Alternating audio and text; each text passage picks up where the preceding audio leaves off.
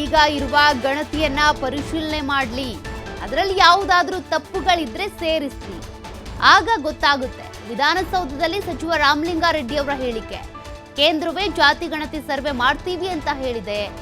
ಜೊತೆಗೆ ಸಾಮಾಜಿಕ, ಶೈಕ್ಷಣಿಕ, ಆರ್ಥಿಕ ಸಮೀಕ್ಷೆ ನಮ್ದು, ಕೇವಲ ಜಾತಿ ನಮೂದು ಮಾಡೋದಷ್ಟೇ ಅಲ್ಲ, ಕೇಂದ್ರ ಸುಮ್ಮನೆ ಪ್ರಚಾರಕ್ಕಾಗಿ ಹೇಳುತ್ತೆ ಅಂತೇಳಿ ಸಚಿವ ರಾಮಲಿಂಗಾರೆಡ್ಡಿ ಅವರು ಹೇಳಿಕೆ ಕೊಟ್ಟಿದ್ದಾರೆ.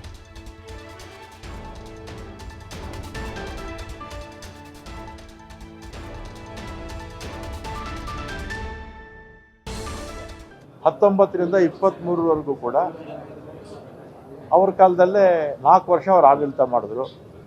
ಹೆಗ್ಡೆ ಅವ್ರನ್ನ ಯಾರು ಅದರ ಅಧ್ಯಕ್ಷರು ಮಾಡಿದ್ದು? BJP ಸರ್ಕಾರನೇ. ಆ ಸಂಸ್ಥೆಯಲ್ಲಿ ಇರ್ತಕ್ಕಂಥ ಎಲ್ಲ ಸದಸ್ಯರು ಕೂಡ BJP ಲೀಡರ್ಸೇ. BJPನಲ್ಲಿ ಭಾಳ ವರ್ಷ ಕೆಲಸ ಮಾಡಿದಂಥವ್ರೆ ಆ ಸಂಸ್ಥೆಯಿಂದ ಇರ್ತಕ್ಕಂಥದ್ದು. ಹೆಗ್ಡೆ ಅವರು BJPಲೇ ಇದ್ದರು. ಆಮೇಲೆ ನಮ್ಮ ಪಕ್ಷಕ್ಕೆ ಇತ್ತೀಚೆಗೆ ಸೇರಿಕೊಂಡ್ರು. ಅವರೇ ತಯಾರು ಮಾಡಿರ್ತಕ್ಕಂಥ ವರದಿ, BJPಯವರೇ ತಯಾರು ಮಾಡಿರ್ತಕ್ಕಂಥ ವರದಿ. ಅಧ್ಯಕ್ಷರು, ಅಲ್ಲಿರ್ತಕ್ಕಂಥ ಎಲ್ಲ ಸದಸ್ಯರು ಕೂಡ ಎಲ್ಲ BJPಯವರೇ. 1931ರಲ್ಲಿ ಕ್ಯಾಸ್ಟ್ ಸೆನ್ಸಸ್ ಆಗಿದ್ದು ನಮ್ಮ ದೇಶದಲ್ಲಿ ಕೊನೆ. 1931 ಆದಮೇಲೆ ಜಾತಿ ಗಣತಿ ನಮ್ಮ ದೇಶದಲ್ಲಿ ಆಗಿಲ್ಲ.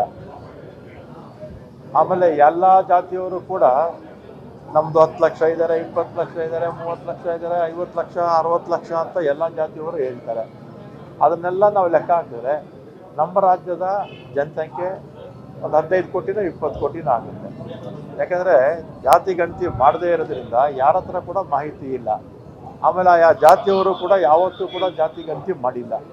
ಯಾವ ಜಾತಿಯವರು ಕೂಡ ಮಾಡಿಲ್ಲ, ಎಕ್ಸೆಪ್ಟ್ SC ST ಬಿಟ್ಟರೆ ಜಾತಿ ಗಣತಿ ಮಾಡಿಲ್ಲ. ಅದರಿಂದ ಊಹೆ ಮಾಡಿಕೊಂಡು ಅಷ್ಟಿದೆ ಇಷ್ಟಿದೆ ಅಂತ ಹೇಳ್ತಾರೆ. ಜನರ ಮನಸ್ಸಲ್ಲಿ ಏನಾಗಿದೆ, ಈ ಎಲ್ಲ ವಿಪಕ್ಷದವರು ಮತ್ತು ಸ್ವಾಮೀಜಿಗಳು, ಆಮೇಲೆ ಆ ಜಾತಿಯ ಮುಖಂಡರು ಎಲ್ಲರೂ ಅಷ್ಟಿದೆ ಇಷ್ಟಿದೆ ಮಾಡಿರ್ತಕ್ಕಂಥದ್ದು ಸರಿ ಇಲ್ಲ ಅಂತ ಜನರಲ್ಲಿ ಒಂದು ಸಂಶಯ ಬರೋ ರೀತಿ ಮಾಡಿದ್ದಾರೆ. ಅದಕ್ಕೆ ನಮ್ಮ ಎಲೆಕ್ಷನ್ ಕಮಿಷನ್ನು ಎಲೆಕ್ಷನ್ ಮುಂಚೆ ಏನು ಮಾಡ್ತಾರೆ, ವೋಟರ್ ಲಿಸ್ಟ್ ಅನೌನ್ಸ್ ಮಾಡ್ತಾರೆ. ವೋಟರ್ ಲಿಸ್ಟ್ ಅನೌನ್ಸ್ ಮಾಡಿಬಿಟ್ಟು ಹೆಸರು ಸೇರಿಸೋದಕ್ಕೆ, ಹೆಸರು ತೆಗೆಸೋದಕ್ಕೆ, 2 ಕಡೆ ಹೆಸರಿದ್ರೆ 1 ಕಡೆ ಇಟ್ಕೊಳ್ಳೋದಕ್ಕೆ, ಹೆಸರಲ್ಲಿ ಏನಾದರೂ ಅಡ್ರೆಸ್ಸಲ್ಲಿ ತಪ್ಪಿದ್ರೆ ತಿದ್ದುಕೊಳ್ಳೋಕ್ಕೆ ಅವಕಾಶ ಕೊಡ್ತಾರೆ. ಈ ವರದಿ ಬಗ್ಗೆ